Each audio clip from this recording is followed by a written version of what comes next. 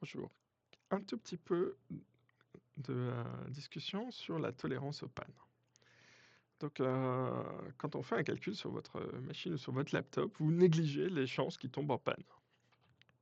Bon, quand il devient un peu plus vieux, parfois vous le négligez un peu moins, mais à peine. Pensez à sauvegarder. Les backups, c'est important.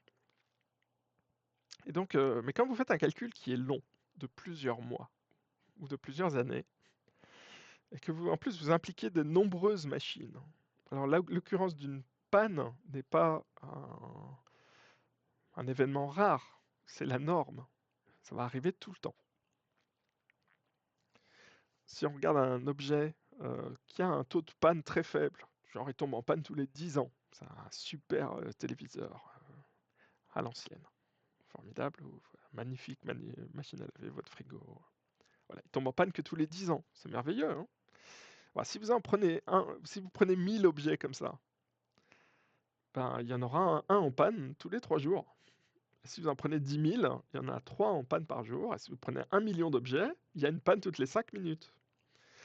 Et dans un ordinateur, bah, des objets, il y en a plein. Le processeur, le disque dur, l'alimentation, les cellules de la barre mémoire ou les disques SSD. Donc vous imaginez, quand on a des millions de nœuds sur, dans un supercalculateur, il y a toujours, quelque part, dans la machine, des tas de choses qui ne marchent pas. Il va falloir vivre avec. Donc le but de la tolérance aux pannes, c'est pas d'empêcher les pannes, c'est de vivre avec. Même si on réussissait à faire un objet qui tombe en panne que tous les 100 ans, et ben, quand on en a 1 milliard, ils sont tout le temps en panne.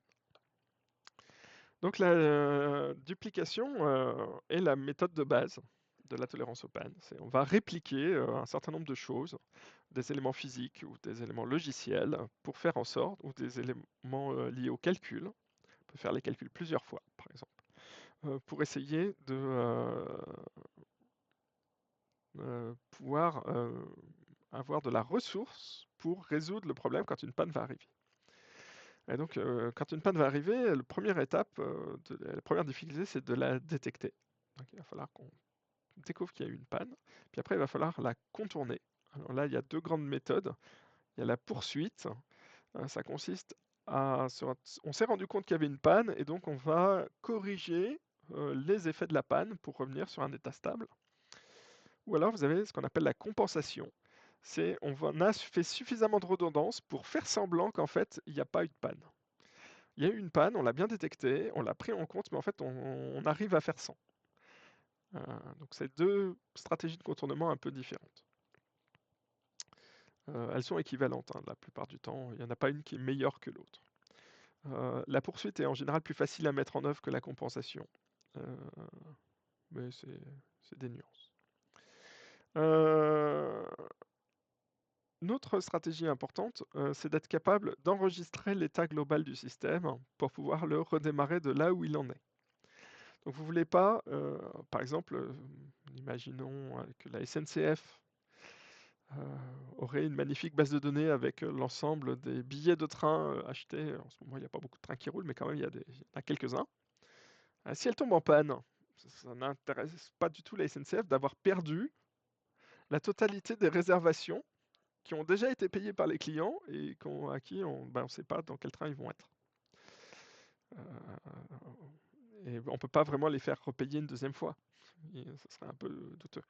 Donc les points de reprise, là j'ai donné un exemple un peu orienté base de données, les points de reprise sont importants aussi pour toute application distribuée qui pourrait calculer des choses. On n'a pas envie de revenir à l'état initial. Donc il faut avoir enregistré des états intermédiaires cohérents et qu'on soit capable de réutiliser pour repartir de ces états.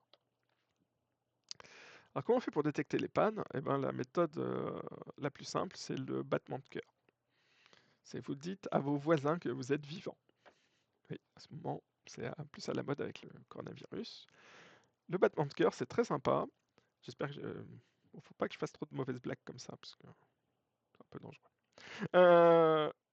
Et donc, c'est émettre un message et informer ses voisins qu'on est vivant régulièrement. Et donc, l'important ici, c'est de le faire avec régularité. Parce que si votre voisin, par exemple, à une machine, prévient son voisin qu'elle est vivante toutes les minutes, et bah, si au bout de 1 minute et 1 seconde, vous n'avez pas reçu de message comme quoi la machine est vivante, vous pouvez suspecter qu'elle a un problème ou qu'il y a un problème sur le réseau qui vous lie à cette machine.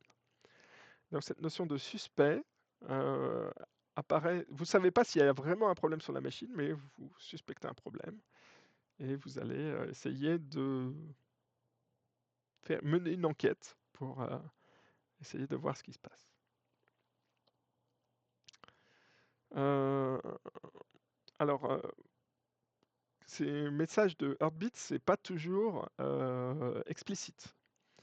Par exemple, si vous vous faites contenter de faire un SSH sur une machine, au moment où vous faites ce SSH, vous avez fait beaucoup de vérifications. Parce que pour faire un SSH, il faut être capable, heu, d'avoir, qu'elle soit allumée, qu'elle ait du réseau, que le noyau fonctionne, que la carte réseau fonctionne, que le système de fichiers qui contient les clés SSH avec lesquelles vous êtes apparié, soit lisible.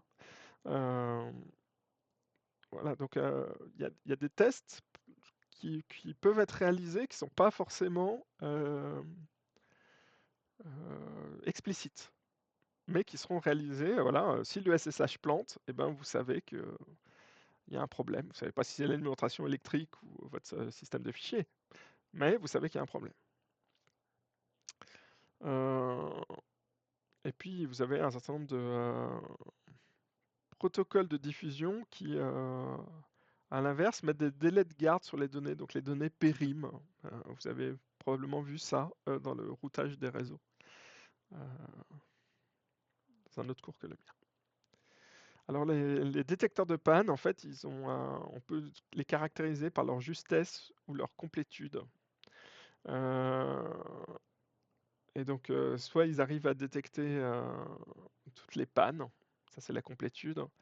Heu, soit ils arrivent à ne pas détecter comme étant en panne des processus qui sont corrects. Ça c'est la justesse, la précision. Et donc on a, un nommage, une nomenclature précise, qui s'appelle diamant S et diamant P pour ces problèmes. Pour ces types de détecteurs, pardon. Comme je l'ai dit, on a envie de revenir, sur les quand on a eu une panne catastrophique, on n'a pas envie de repartir du début. Donc pour ça, il faut avoir enregistré des états intermédiaires. Et la difficulté, c'est qu'enregistrer un état intermédiaire, d'abord, il faut avoir un endroit où l'enregistrer. Donc il faut un support, stable. Il faut que ce support stable, il soit de taille suffisante et avec un débit suffisant pour arriver à enregistrer l'état de votre machine. Donc là, il y a un premier point, souvent on n'enregistre pas l'état complet de la machine, on enregistre un filtrage limité à ce qui est indispensable pour pouvoir repartir. Heu, Quand on fait un snapshot, il n'y a pas que l'état des machines, puisqu'on est dans un système distribué, parfois il faut aussi enregistrer l'état des données et des messages qui sont en circulation. Alors, écrire sur le disque, ça prend du temps, le support stable et bah, c'est un disque, hein, ou un SSD et donc, bah, c'est en fait, il est pas stable, hein. Lui aussi, il va tomber en panne et l'inconvénient, c'est qu'en plus, il tombe en panne quand on s'en sert la plupart du temps et donc, plus on écrit, moins ça va marcher. C'est encore plus vrai avec les SSD qu'avec les disques. Donc on n'a pas envie d'écrire trop souvent parce que sinon on va maximiser les chances que notre support, plante. Donc, donc on a des compromis entre le nombre de points de reprise, le temps qu'on va passer à faire des reprises, la quantité de travail qu'on va perdre et les chances qu'on perde le travail qu'on a enregistré sur un disque. Donc une façon de pas se poser la question, en fait, c'est de faire du recursive doubling. Donc on va enregistrer les points de reprise avec un temps qui sera, heu un suite d'espace, lié à une série géométrique. Par exemple, avec un multiplicateur de 2. On adore les multiplicateurs de 2 en informatique. Et donc avec un multiplicateur de 2, si vous enregistrez au temps 1, puis au temps 2, puis 4, puis 16, puis 32, puis 64, puis 128, puis 256, 512, 1024, 2048, 5000, 4096, bah, vous n'avez pas, besoin vous n'avez pas de risque de perdre plus de la moitié du travail que vous avez déjà fait. Parce que vous avez, avec un multiplicateur de 2. Bah, si vous perdez juste un peu avant le prochain enregistrement, et ben, vous allez revenir à la moitié de la valeur. Par contre, l'avantage, c'est que le nombre d'enregistrements, il n'est pas très grand, hein. C'est un logarithme du temps que vous allez passer, hein. Donc,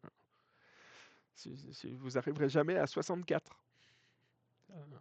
Donc, vous allez avoir finalement assez peu d'enregistrements avec une garantie de ne pas perdre tout le travail. On peut en perdre jusqu'à la moitié, mais pas plus que la moitié.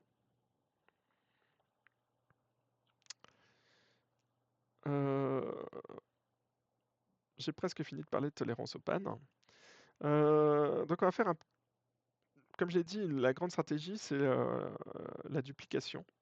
Mais une fois qu'on a dupliqué les choses, vient aussi tout un tas de problèmes liés à la cohérence de la duplication, à l'agglomération des résultats. Quand on veut récupérer, si les duplicats ont fait des travaux différents, il faut être capable de les refusionner.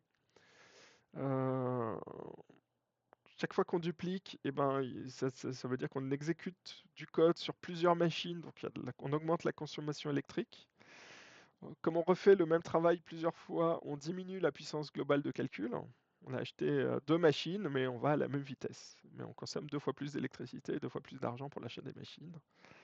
Euh, donc en watts par dollar par flop, c'est nul.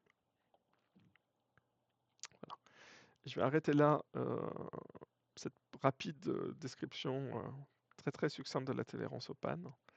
Et je pense que je vais mettre en ligne les vidéos avant votre cours.